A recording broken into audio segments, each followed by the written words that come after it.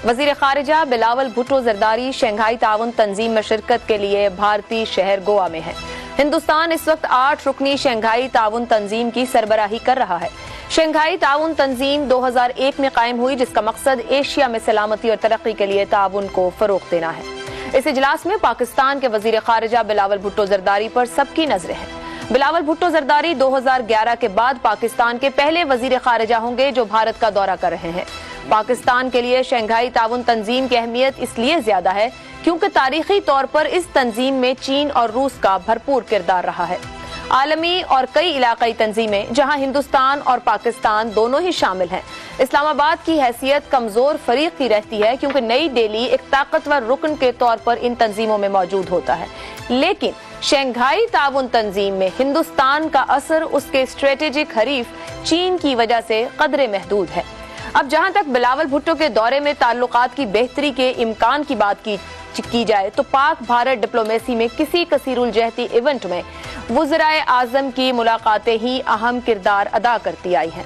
जैसे 1997 में उस वक्त पाकिस्तान और भारत के वज़राए आज़म नवाज शरीफ और गुजराल के माबैन न्यूयॉर्क में मुलाकात, 2002 में खटमंडू साग समिट में जनरल मुशर्रफ और वाजपेयी का मशहूर जमाना मुसाफा, जुलाई 2009 मिस्र में गिलानी और मनमोहन सिंह की मुलाकात, जुलाई 2015 में रूसी शहर उफा में शंघाई और ब्रिक्स कॉन्फ्रेंसेस की साइड लाइन्स पर नवाज शरीफ और मोदी की मुलाकातें ऐसी चंद मिसालें हैं जिन्होंने दायमी नहीं तो वक्ती तौर पर कहीं न कहीं पाक भारत ताल्लुकात में बेहतरी की उम्मीद दिलाई।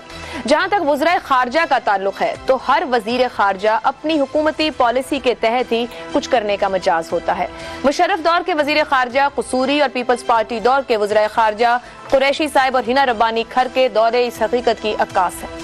2019 में पुलवामा हमला, बालाकोट एयर स्ट्राइक और फिर जम्मू कश्मीर की खुसूसी हैसियत के खात्मे को अब 4 साल हो गए, मगर पाक भारत ताल्लुकात स्टैंड स्टिल की पोजीशन पर हैं। पाक भारत ताल्लुकात के इस तल्ख दौर में वजीर खारजा बिलावल भुट्टो के इस दौरे से, जो कि शंघाई ताउन तंजीम की वजह से हो रहा है, इस इजलास की वजह से हो रहा है, इन दोनों के ताल्लुकात में क्या हासिल होता है इसके लिए हमें थोड़ा इंतजार करना होगा। मगर आज की हमारी गुफ्तगू इसी मामले पर रहेगी। मेरे साथ पैनल में मौजूद हैं शहजाद चौधरी, अबसार आलम, जैगम खान और ईसार राना। प्रोग्राम का इसी मामले पर सवाल आपसे इस तरह से, भारत में शंघाई ताउन तंजीम का इजलास, क्या पाक भारत डिप्लोमेसी का आगाज हो सकता है? शहजाद चौधरी साहब, एक हालिया हालात हैं, जब मैं कह रही हूँ कि 4 साल से स्टैंड स्टिल मामलात हैं, तलखी है, खुद बिलावल भुट्टो ने भी बहुत से ऐसे बयानात गुज़िश्ता 1 साल में मुख्तलिफ फोरम्स पर दिए हैं।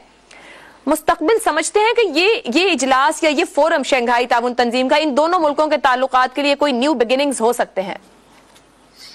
मुश्किल लगता है मुझे, क्योंकि देखिए हमारे जो पॉलिटिकल सेंसिटिविटीज है ना, सियासी जो एक हमें कंसिडरेशन रखनी पड़ती है हमारी पॉलिटिकल के पीछे मुल्क में अगर मैं कोई अपनी जो हदूद हैं उनसे आगे बढ़ के नजर आता हूं कुछ करते हुए, तो फिर मेरी पॉलिटिकल पोजीशन पीछे पार्टी पे वहां पे एक नेगेटिव तरीके से इस्तेमाल की जाती है। वही पॉलिटिकल पार्टियां, ऑपोजिट पॉलिटिकल पार्टीज उसको इस्तेमाल करती हैं। अभी आप देखिए बिलावल भुट्टो साहब गए हैं तो आपको फवाद चौधरी का एक बयान नजर आता है, चाहे शाह महमूद कुरैशी साहब ने उससे एग्री किया कि जाना चाहिए था, और मैं भी समझता हूं कि बिल्कुल बहुत अच्छा किया जाके, क्योंकि हमें अपने आप को इस तरीके से दुनिया से अलग और आइसोलेट नहीं करना चाहिए।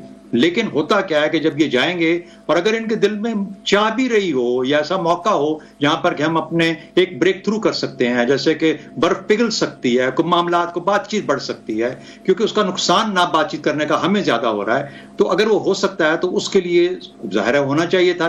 लेकिन वो क्यों बढ़ते ये ऐसा करते नजर नहीं आएंगे, क्योंकि उनको अपने पीछे देखना पड़ता है कि किस किस्म का एहसास या किस किस्म की बातचीत की जा सकती है। एक तो ये बात होगी। दूसरा, पाकिस्तान की जो सियासी गवर्नमेंट इन प्लेस है वो अब तो भी डामाडोल है थोड़ी सी।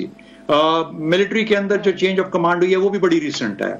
जब तक ये दोनों जो कुव्वतें हैं पाकिस्तान की, ये अपने तौर पर थोड़ा जरा अपने पांव जमा नहीं लेती, हमारे यहाँ पॉलिटिकल गवर्नमेंट इलेक्शंस के बाद चाहे यही वापस आए अपने आप को ज्यादा अश्योर्ड महसूस करेंगे।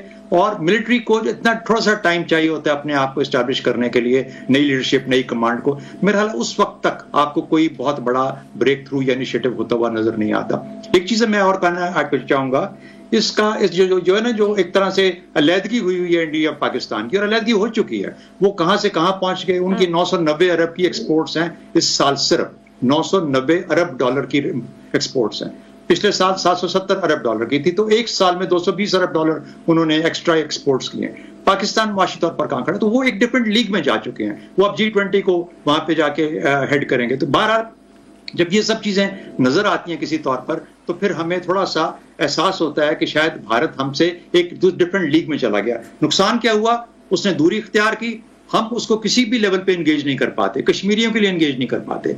अपने लिए जो हमारे यहाँ मसाइल क्रिएट हो रहे हैं, उनका एक चार्ज अफेयर्स है, उसके लेवल के ऊपर हमारा फॉरेन ऑफिस उनसे इंटरेक्ट करता है, डायरेक्ट बातचीत, वो कि हमारा सफारत खाना वहां पे है ना, वो पाकिस्तान को इस वक्त ज्यादा अटेंशन देते हैं। मैं कुछ और लफ्ज कहने लगा था, लेकिन कहने का मतलब ये हुआ कि वो अपने आप को अब एक डिफरेंट टेबल, डिफरेंट लीग में जांचते हैं। और पाकिस्तान को ये जो गैप है, पहले इसको कम करना है ताकि अपनी रेलेवेंस रीजन में, खत्ते में, और उसके बाद फिर दुनिया में बता सके, जहां पर हम किसी का भला कर सकें, चाहे वो कश्मीरियां, चाहे हम खुद अपने तौर पे अपने अंदर खाने कुछ बेहतरी कर सकते। तो ये वजूहात हैं जिसकी वजह से मेरा अपना ख्याल ये है कि मुझे कोई बहुत बड़ी इस वक्त ब्रेक थ्रू किसी भी किस्म का नजर नहीं आ रहा। ठीक है, पॉलिटिकल सेंसिटिविटीज की आप बात कर रहे हैं, वो तो यकीनी तौर पर हमारे साथ ही हैं और वो रहेंगी जहां हम पहुंचे हुए हैं। जैनब साहब, आपकी तरफ मैं अगर सवाल को इस तरह रखूं कि ये शंघाई ताउन तंजीम एक प्लेटफॉर्म है, चाइना का बहुत इंपॉर्टेंट रोल है। हमने हालिया दिनों में देखा कि सऊदी अरब और ईरान के रिलेशनशिप्स बहुत बेहतर होकर आगे बढ़ रहे हैं, चाइना ने की रोल प्ले किया है उसके अंदर। यहां पर क्या हम इस तंजीम या फिर चाइना के रोल के बायस, जबकि इतनी कुर्बतें हैं हमारी वहां पर, फायदा पाकिस्तान उठा सकता है नेबरिंग कंट्री के साथ, या आने वाले दिनों में हम समझेंगे कि चाइना का एक रोल पाकिस्तान इंडिया के ताल्लुकात में बनेगा? कुछ साल पहले चीन में शेंजन के एयरपोर्ट पर मैं बैठा हुआ था और मेरे पास आकर ताइवान का एक जोड़ा मियां बीवी बैठ गए, तो मैं बड़ा हैरान हुआ। मैंने कहा, आपके तो आपस में ताल्लुकात नहीं है, इतनी दुश्मनी है, हम तो सुनते हैं कि अगली जंग अजीम यहाँ होने लगी है, तो आप कैसे चीन में आ गए? उस दिन मुझे ज़िंदगी के बड़े असबाक में से एक सबक मिला और मुझे पता चला कि कोरोना से पहले चीन और ताइवान के दरमियान बदतरीन दुश्मन, सफारती ताल्लुकात नहीं है, जंग हर वक्त होने वाली है। एक हफ्ते में 900 फ्लाइट्स चलती हैं। ताइवान चीन को $200 बिलियन की हर साल एक्सपोर्ट्स करता है, $200 बिलियन। पाकिस्तान हिमालय से बुलंद, बहरे जुल्मात से गहरा, गन्ने से मीठा, सिर्फ $3 बिलियन चीन को एक्सपोर्ट करता है। बदतरीन दुश्मन $200 बिलियन करता है, बेहतरीन दोस्त $3 बिलियन करता है। ये हमारी प्रायोरिटीज है। चीन और भारत के दरमियान जो तिजारत है 125 बिलियन की है। अभी चौधरी साहब बात कर रहे थे, चौधरी साहब ने इस हफ्ते में एक बहुत शानदार इस मौजू पे कालम भी लिखा है जो सबको पढ़ना चाहिए, जिसमें जो अभी भी वो फरमा रहे थे, मैं मुकम्मल इत्तफाक करता हूँ कि अब मामलात किसी और लेवल पर चले गए हैं। हमें कश्मीर को और तिजारत को अलग करना होगा, अलग अलग सेक्टर्स को भारत के साथ अलग अलग करके देखना होगा। जो आपने चीन का कहा, चीन की फैसिलिटेशन भी अहम है, लेकिन चीन से हम कुछ अकल भी सीखें कि चीन किस तरह डील करता है। हम सबसे पहले उठते हैं तो तिजारत पर कुल्हाड़ी चलाते हैं और मजबूरी यह कि फिर भी हमें तिजारत करनी पड़ती है। दवाइयाँ तो फिर भी हमें मंगवानी पड़ती हैं। प्याज हमारा कभी 300 रुपए जो है वो किलो हो जाता है, कभी 30 रुपए किलो पे रुल रहा होता है। रीजनल ट्रेड नहीं है। जब किसान भूखा मरता है, कीमत कम होने की वजह से तो एक्सपोर्ट्स नहीं कर सकते, और जब कंज्यूमर जो इस्तेमाल करने वाला है वो तबाह हो रहा होता है तो तब हम इंपोर्ट्स नहीं कर सकते। ये जो इस वक्त तिजारती, इस वक्त जो ये दौरा है, ये जाहिर है मल्टीलैटरल नौइयत का है। और यहाँ पाकिस्तान में अगर पाकिस्तान की तरफ से वज़ीर ख़ारजा गए हैं तो ये कोई बड़ी ब्रेक थ्रू नहीं है, लेकिन बड़ी ब्रेक थ्रू होनी चाहिए। हमें बड़ी ब्रेक थ्रू की तरफ जाना चाहिए। और क्यों नहीं जा रहे?